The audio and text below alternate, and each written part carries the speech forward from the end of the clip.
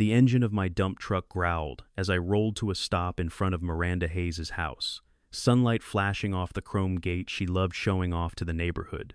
I didn't hesitate. I pulled the lever. 3 tons of construction debris thundered down her driveway, broken concrete, twisted rebar, splintered wood, and leaking paint cans crashing across the pristine stone like an avalanche. The sound echoed through the entire street. Her front door flew open. Miranda charged out, heels slipping on dust, face flushed with rage. "What the hell do you think you're doing?" she screamed. "You're destroying my property." I climbed out of the truck slowly and shut the door behind me. "No," I said evenly. "I'm returning yours." HOA security guards sprinted in from both sides, phones raised, already recording. Miranda pointed at me like she was delivering a sentence. "He's dumping trash in our community. Would ye not get of a faced?" I walked to the pile and nudged a cracked slab with my boot. "This," I said, loud enough for every camera, "is what your contractors dumped on my land this morning."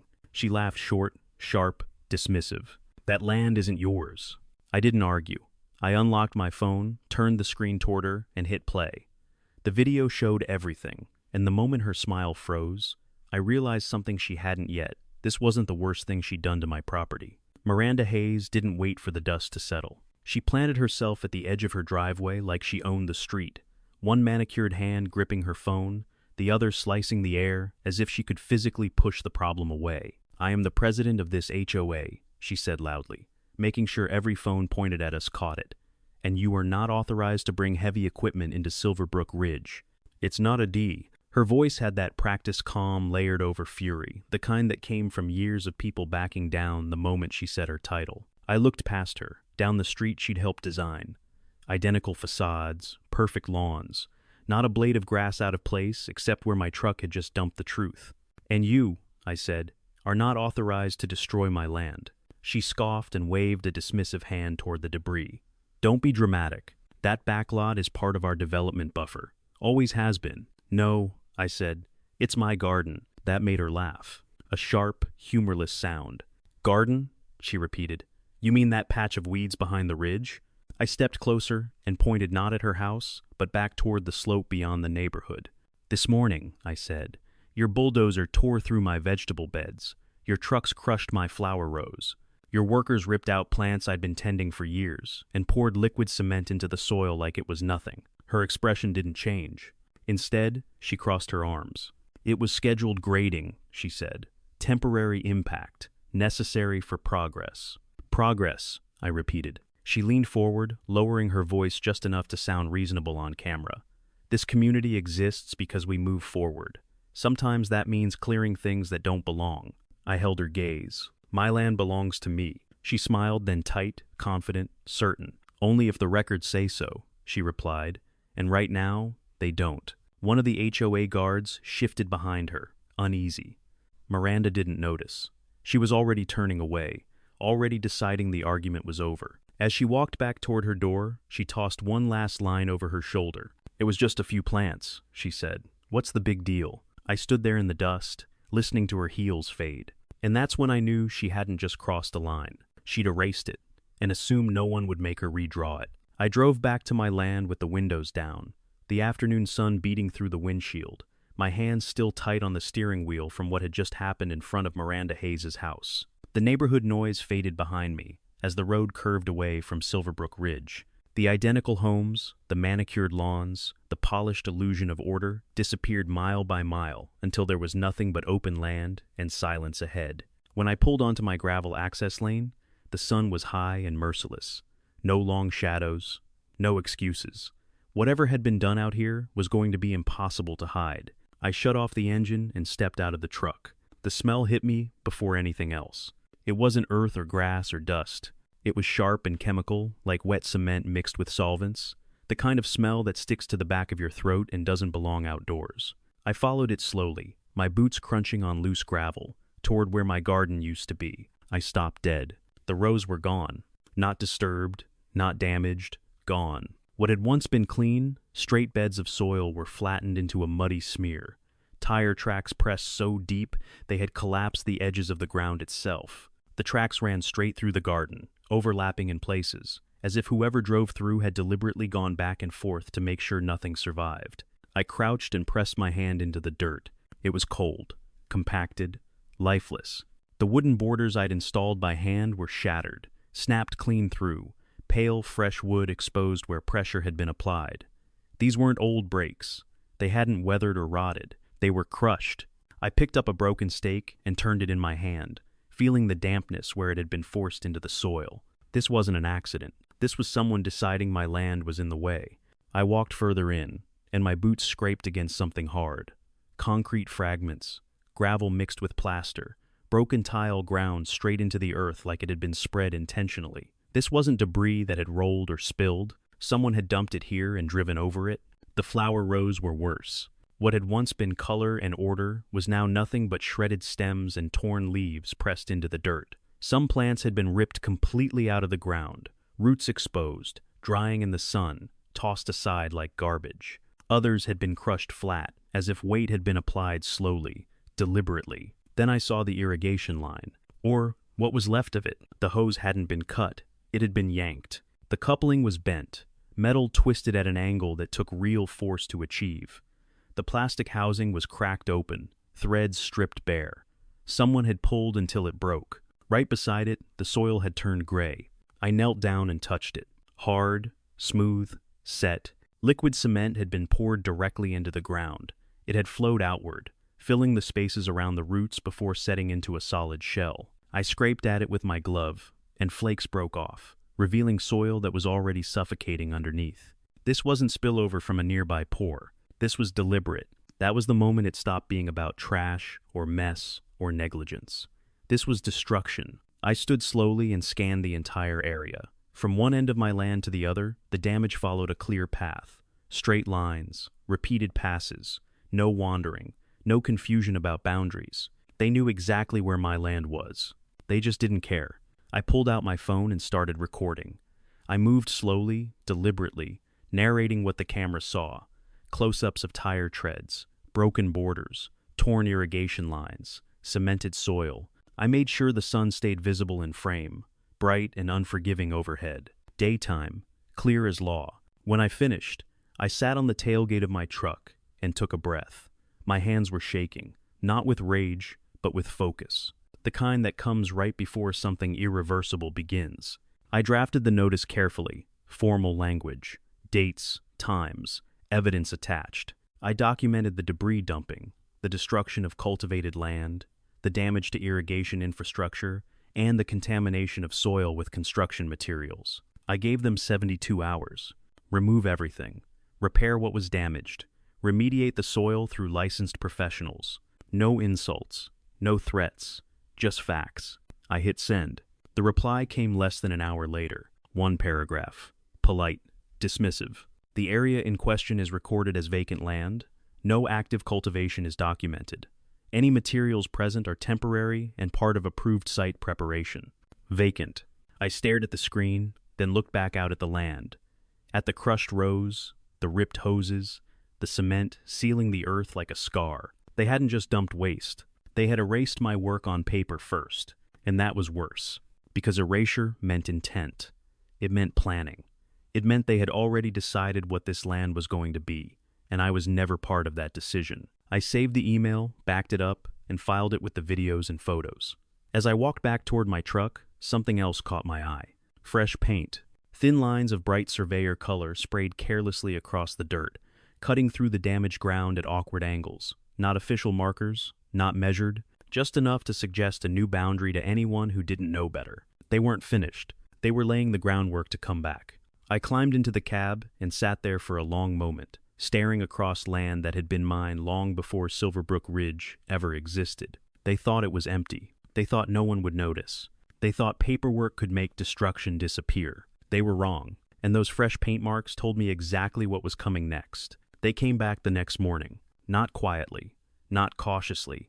They came like people who believed the argument was already over, and they were just here to finish the paperwork. I saw them from the far end of my property, first two pickup trucks with magnetic HOA contractor signs slapped onto the doors, followed by a compact bulldozer crawling up the slope like it owned the place. The sun was already high, heat shimmering off the metal, engines loud enough to announce intent. I didn't wave. I didn't shout. I stood exactly where I was, arms crossed, watching them roll in. The first thing they did wasn't unload equipment. They painted. One of the men hopped out with a can of fluorescent survey paint and started spraying quick, careless lines across the dirt. No measuring tape, no stakes, just bold slashes of color cutting through soil that had already been damaged the day before. He worked fast, like he didn't want to think about what he was doing, just wanted it done. I walked closer. "What do you think you're marking?" I asked. He didn't answer, just kept spraying. The bulldozer moved next. It didn't touch the debris pile.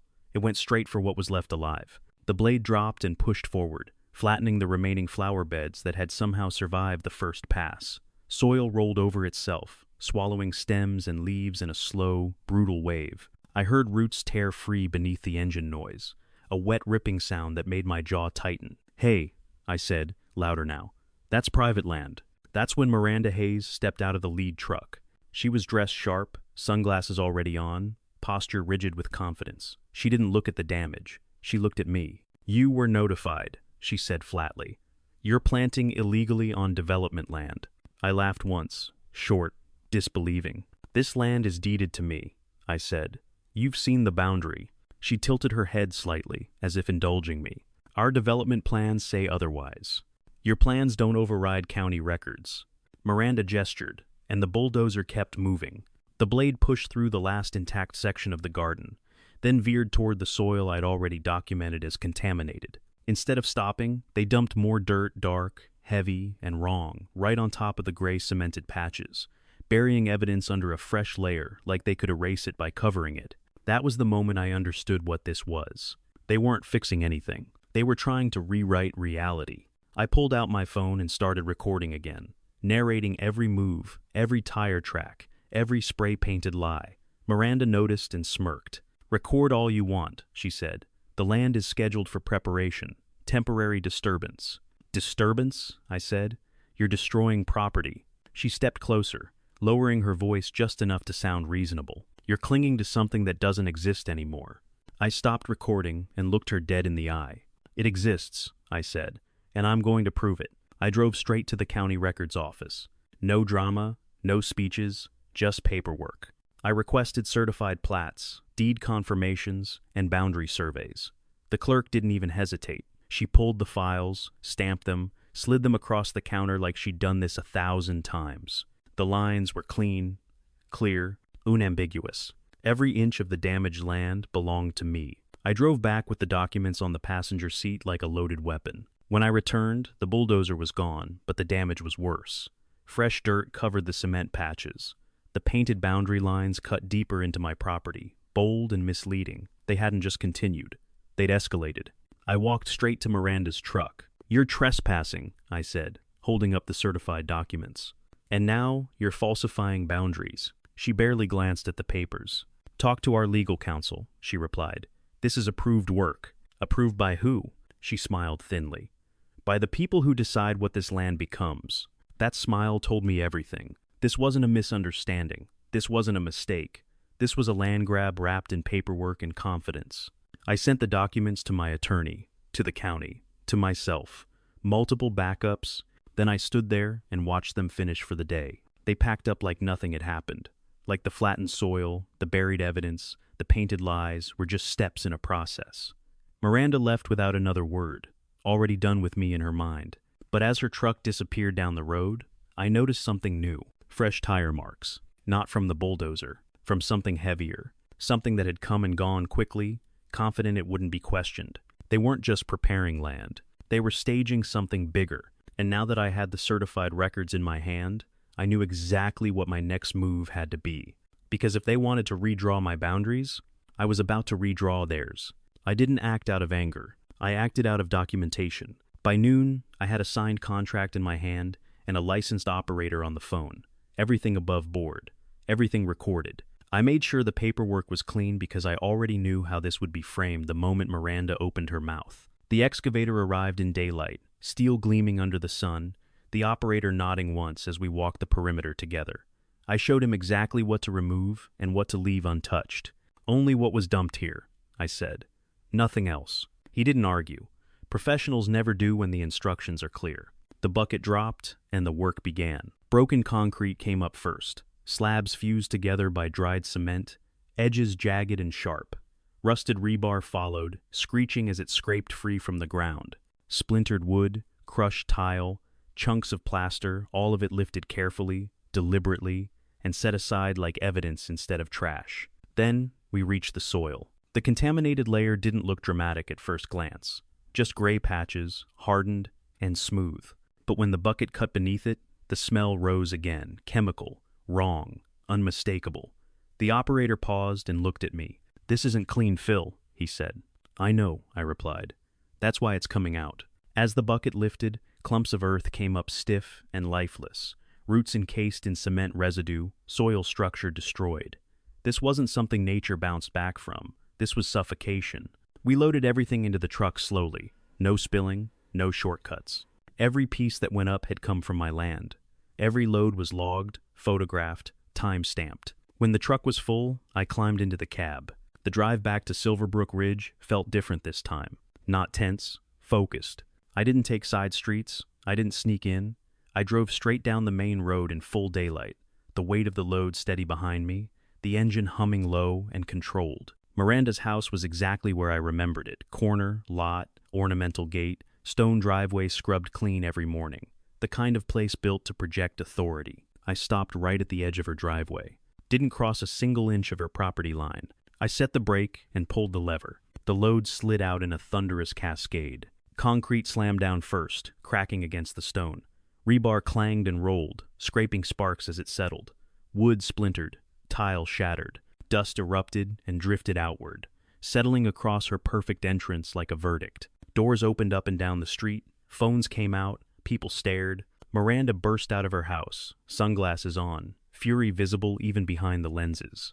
"What are you doing?" she screamed. "Have you lost your mind?" I climbed down from the cab slowly. "No," I said. "I'm returning what your contractors dumped on my land."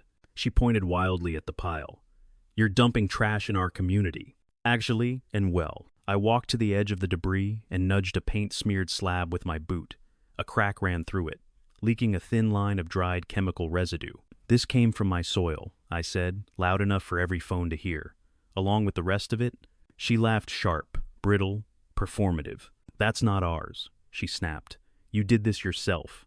I didn't respond. Instead, I bent down and pulled something free from the pile. A crushed metal container. The label was still visible. Industrial paint, hazard warnings, disposal restrictions printed in bold. I held it up. Miranda's expression shifted, not panic yet, but calculation. HOA security arrived moments later, radios crackling, phones already recording. One of them stepped forward, chest puffed. "You need to leave immediately," he said. "You're committing an illegal dumping violation." I looked at him calmly. "This material was illegally dumped on my property," I said. I removed it and returned it to the party responsible. I didn't add a single thing. Miranda stepped in close, lowering her voice.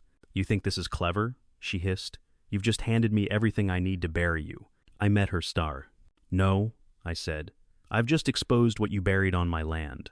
That's when the inspector truck rolled up. White, unmarked. County seal on the door. Two people stepped out, clipboards in hand, eyes already scanning the debris pile. They didn't look at me first. They looked at the waste. One of them crouched, gloved hands testing the surface, reading labels, sniffing the air. The other flipped through a reference sheet. "This isn't general construction debris," the first one said. Miranda's voice shot up an octave. "That man dumped this here. Arrest him." The inspector stood and turned to her. "Ma'am," he said evenly, "we need to determine origin." I handed over my documentation, photos, videos, timestamps, the contract, the removal log, side-by-side images showing the debris on my land hours earlier. The inspector didn't rush. He reviewed everything in silence. Then he looked back at the pile. "Some of these materials require controlled disposal," he said. "If this was dumped on private land, that's a violation." Miranda opened her mouth, closed it. The inspector pulled a roll of bright tape from his truck. "Until further notice," he said. "This material is sealed. No one touches it. Thanks for watching." He wrapped the tape around the pile, right in front of Miranda's house. The street went quiet. Miranda stared at the tape like it was an insult carved into stone. "This is outrageous," she snapped. "You're enabling vandalism." The inspector didn't react. "This is now an environmental matter," he said. "If these materials were knowingly dumped improperly, the penalties escalate. That word escalate hung in the air. Miranda's eyes flicked toward the phones, the neighbors, the inspectors. She was calculating again, trying to find the angle where she still won. She didn't see me smile, because at that moment, it stopped being about who yelled louder or who controlled the narrative. This was no longer a dispute between me and an HOA president. This was a problem with records, evidence, and consequences.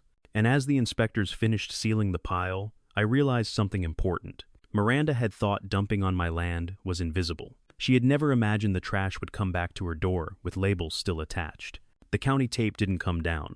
It stayed wrapped around the pile of debris in front of Miranda Hayes' house, bright yellow against her clean stone driveway, impossible to ignore in the midday sun.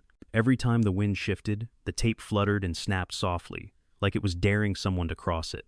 Miranda stood a few steps back, arms folded tight across her chest, staring at the seal as if she could will it to disappear. Her confidence from earlier was still there, but now it was brittle, strained by the fact that this had moved beyond shouting matches and HOA letters.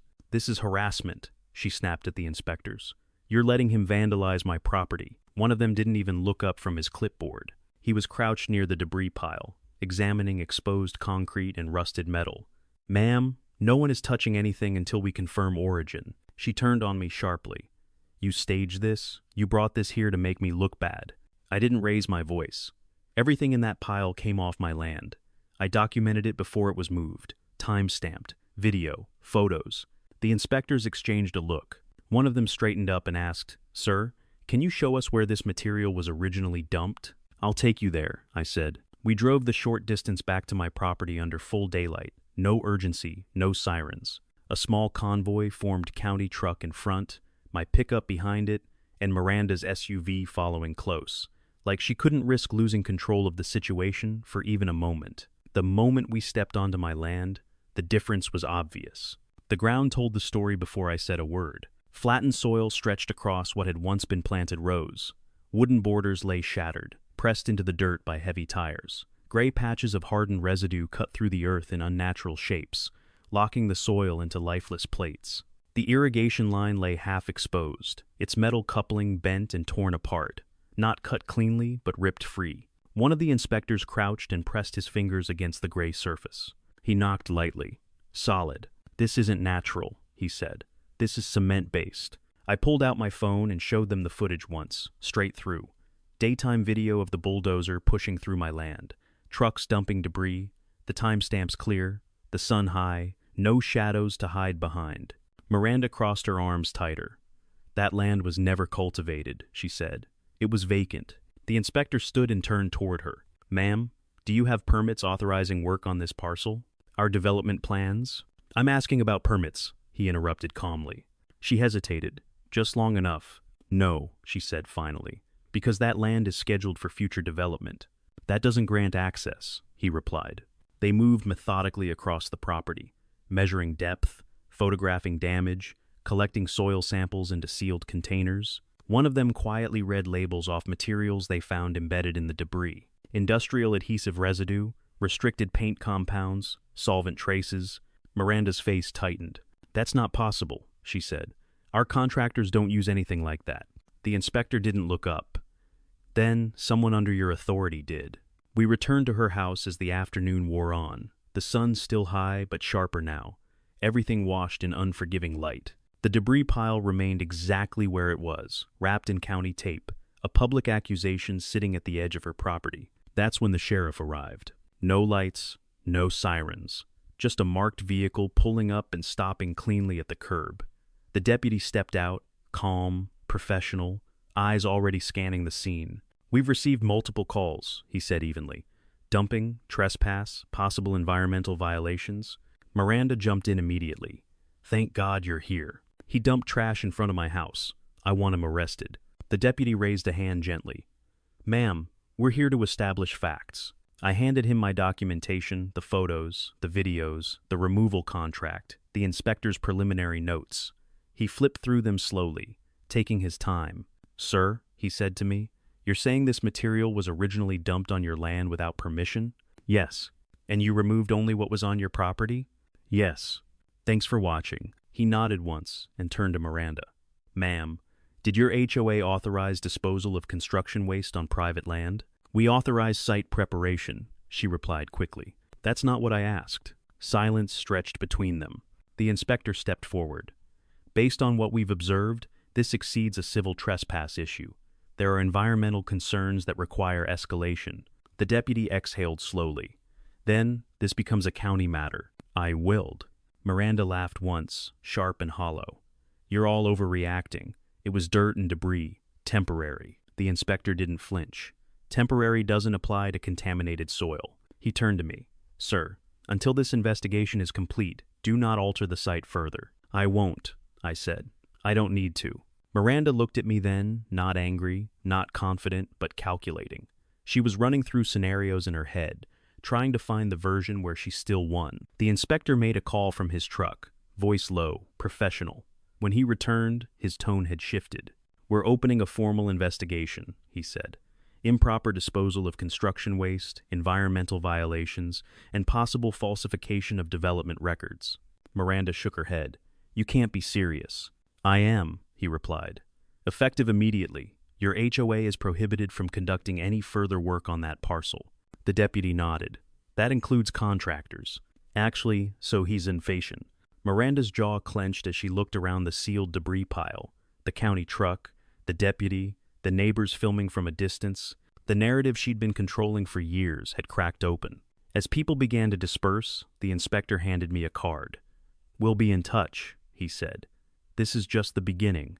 I watched Miranda retreat toward her house, the county tape still flapping in front like a warning she couldn't silence. For the first time since this started, I wasn't reacting anymore. I was waiting, because once the authorities step in, things don't calm down. They tighten. By late morning, Silverbrook Ridge stopped pretending this was a private dispute. It wasn't whispered anymore. It wasn't buried in emails or filtered through HOA language. It was being read out loud, in driveways, on porches, in small knots of people who had finally realized the same thing at the same time. I didn't flood anyone with messages. I sent one letter, printed, plain paper, no logo, no emotion. I laid out the timeline clearly, the debris dumped onto my land in daylight, the deliberate destruction of my garden and irrigation system, the false boundary markings, the continued dumping after written notice, and the county's decision to seal the waste in front of the HOA president's home. I included dates, photos, reference numbers, and nothing else. No insults, no speculation, just facts. I ended it with a single line. Access issues now affecting the neighborhood are the direct result of the board's actions, not retaliation. By noon, the neighborhood changed texture. People weren't angry yet. They were unsettled.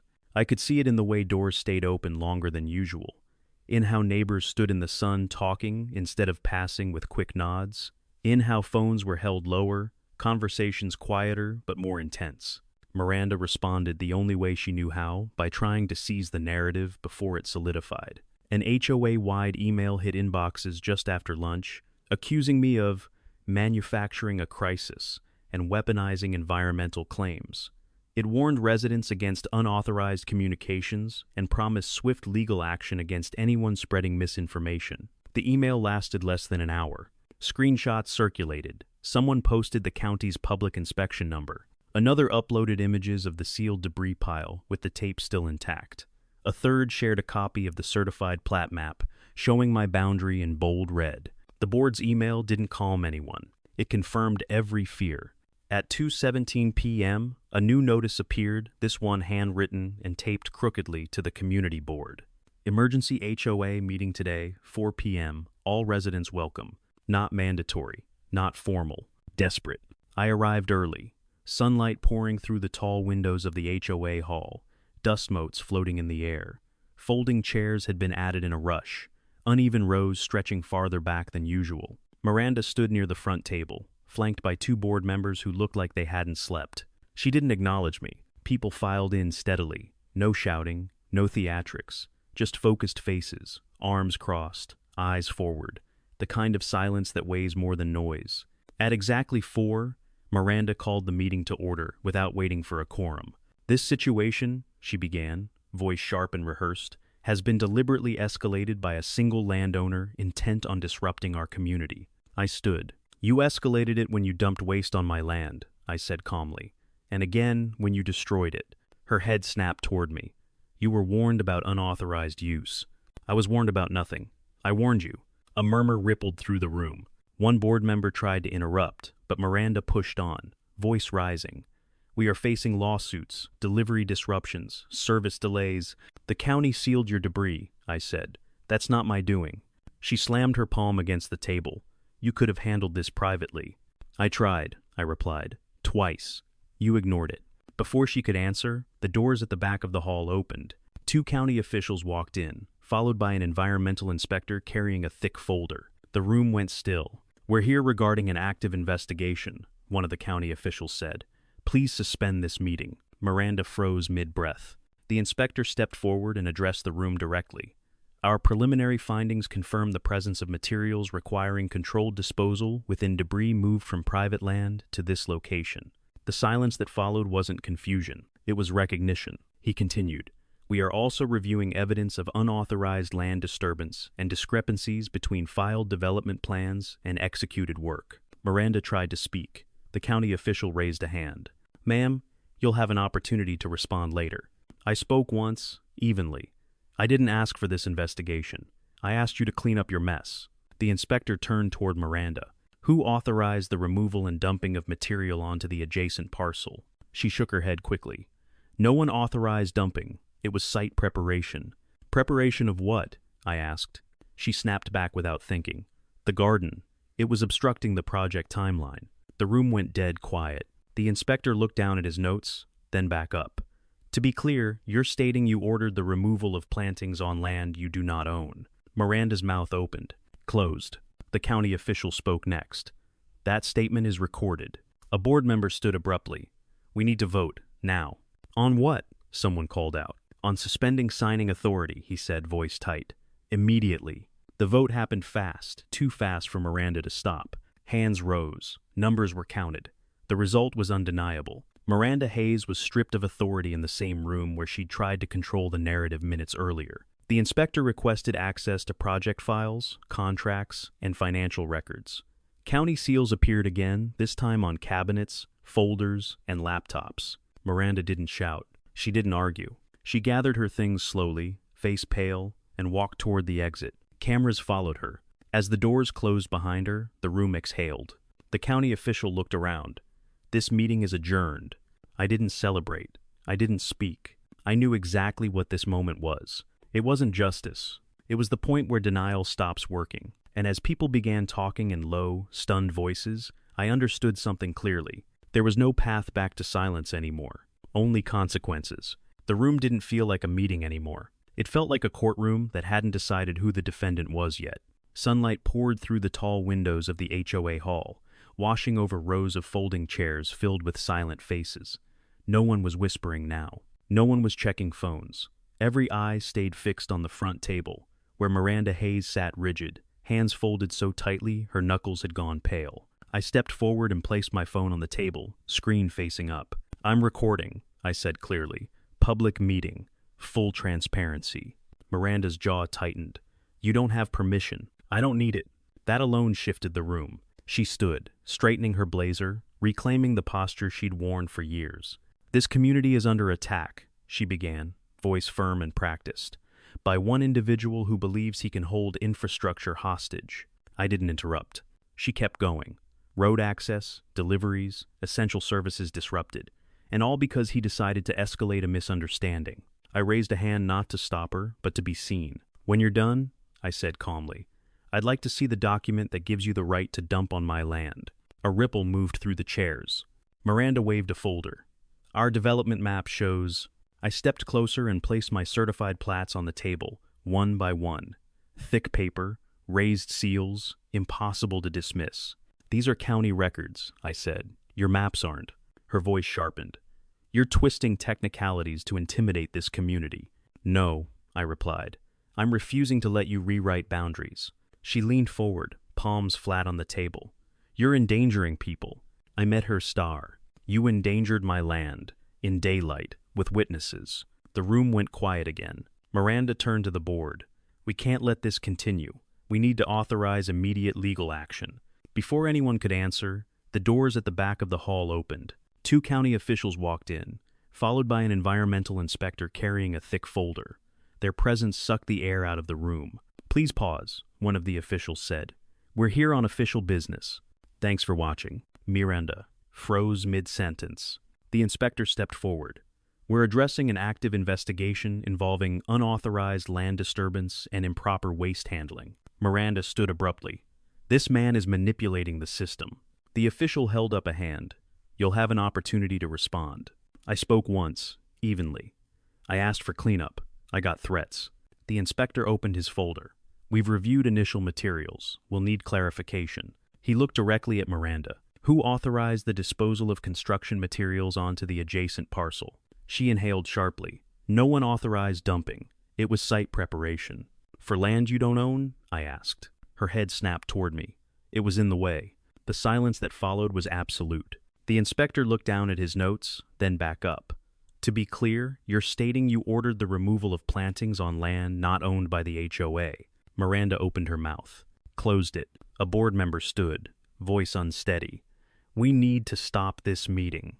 Another said, "No, we need answers." The county official spoke calmly.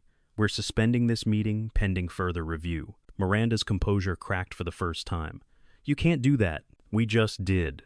As the officials began collecting documents from the table, I realized something had shifted. This was no longer a debate. It was a reckoning waiting to be finished.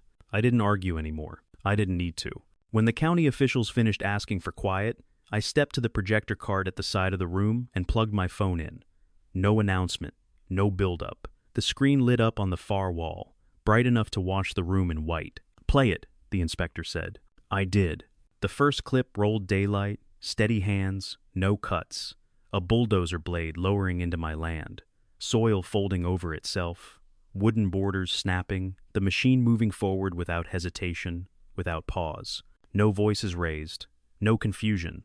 Just work being done where it didn't belong. I let it run 10 seconds longer than necessary, then stopped it. The second clip started immediately. A truck backing in, tailgate dropping, broken concrete sliding out, rebar clattering, dust rising in the sun. The license markings visible, the timestamp clear, no commentary from me. I switched to still images close-ups this time. Torn irrigation lines, cement residue locking soil into gray plates. Roots encased, lifeless, survey paint sprayed across earth that wasn't theirs to mark. The inspector nodded once. "That's sufficient." Miranda shook her head sharply. "That doesn't prove authorization. Contractors act independently all the time." I reached into my folder and placed a single page on the table in front of her. An email. Her name at the top. "Use the back parcel. Clear it fast. We can deal with complaints later." The room shifted. Chairs creaked. Someone exhaled sharply. Miranda glanced at the page and then looked up, eyes flashing. "That's taken out of context." I didn't respond. I placed the next item down. A transport invoice. Date, time, load description. The same contractor listed on the HOA's development contract. The same day as the dumping footage. The inspector leaned forward. "This matches the material composition we identified." Miranda's voice tightened. "Those materials aren't hazardous." End quote. I slid one final image onto the screen, a crushed industrial container pulled from the pile in front of her house. The label was clear. Disposal restrictions bold. Warnings unmistakable. The inspector spoke calmly. "These materials require controlled disposal. They are not permitted for open dumping." The room went quiet enough to hear the projector fan. Miranda stood abruptly.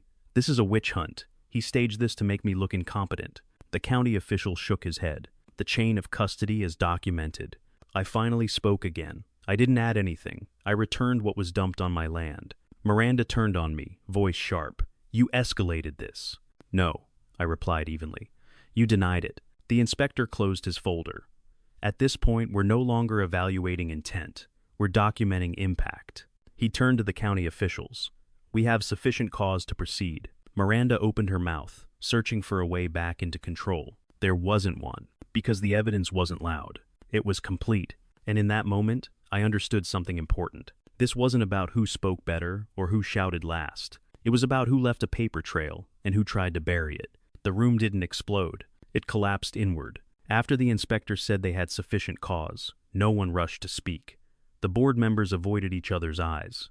The county officials leaned together briefly, voices low, then straightened with a decision already formed. The lead county representative addressed the room. Based on the evidence presented today, we are opening a formal investigation into environmental violations and inaccurate development filings associated with Silverbrook Ridge HOA. Miranda stood up so fast her chair scraped loudly across the floor. "This is insane," she said. "You're destroying a community over misunderstandings and technical errors."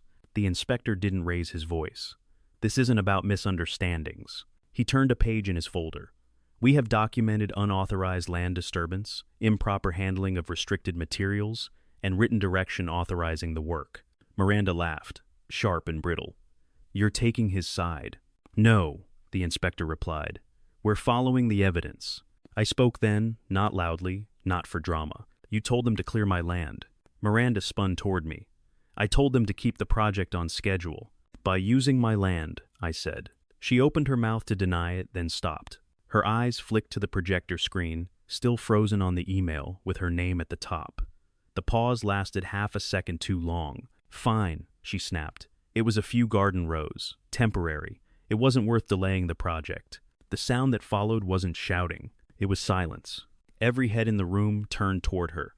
The inspector looked up slowly. "So, you're confirming you authorized removal of plantings on land not owned by the HOA?" Miranda's face drained of color. "That's not what I meant." "It's what you said," the county representative replied.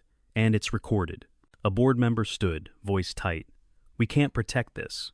Another said quietly, "We can't pretend we didn't hear that." The county official continued.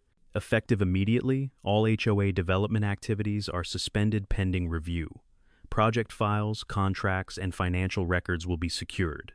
County seals came out again. Folders, cabinets, laptops. Miranda watched it happen, powerless. She turned to the board, voice rising. "You can't let them do this. I built this association." One of the board members met her gaze for the first time. "You just burned it." A motion was made, seconded. No debate. The vote was fast.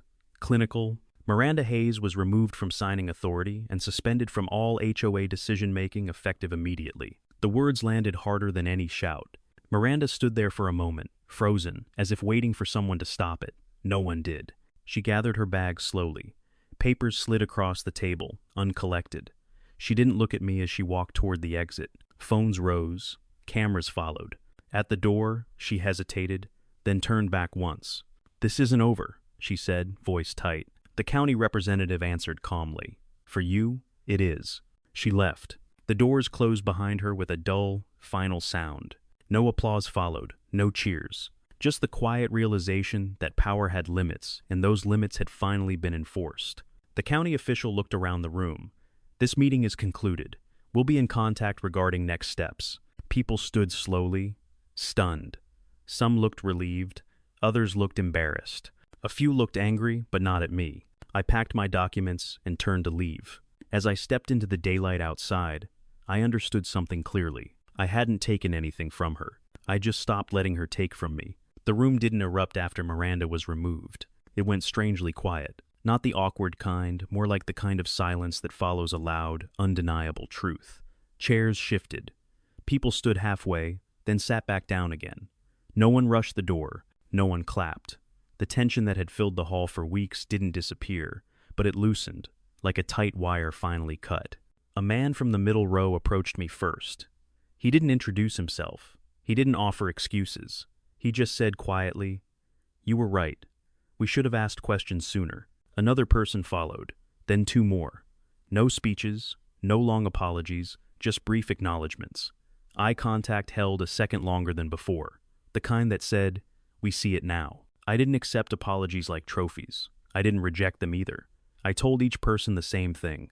I just wanted my land left alone. That line landed harder than anything else I'd said all day. One of the newly appointed board members stood and cleared his throat. "We're forming a remediation group immediately.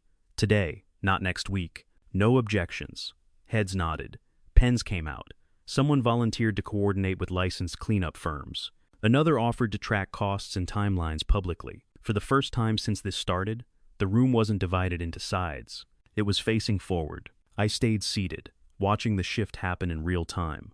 The anger hadn't vanished, but it had nowhere left to hide behind. What replaced it wasn't celebration. It was responsibility, and that, I realized, was the real change. My phone buzzed while the room was still settling. I didn't step outside. I didn't lower my voice. I put it on speaker and let the words land where they needed to land. "This is your attorney," she said. "The county has confirmed preliminary penalties. We're looking at mid-six figures, possibly higher depending on remediation findings. No gasps this time. No dramatic reactions. Just the sound of people absorbing numbers that finally matched the damage they'd watched unfold." She continued, methodical and calm. "The HOA will be required to hire a licensed disposal firm, submit an independent soil restoration plan, and cover all associated costs.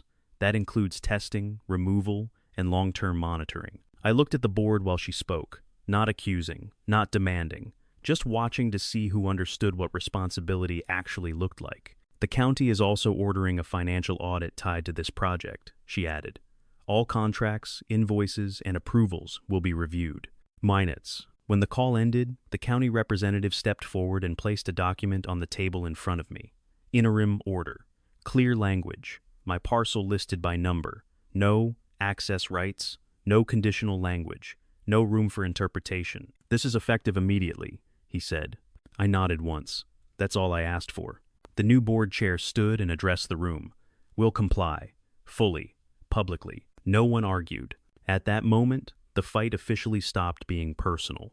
It became procedural, and that was exactly how it needed to end. The meeting slowly dissolved around me. Chairs folded, papers stacked, voices dropped into ordinary conversation again, like the room was trying to remember how it used to sound before everything cracked open. Sunlight stretched across the floor, catching dust in the air, turning the space almost peaceful. A county representative stopped beside my chair and handed me a printed document.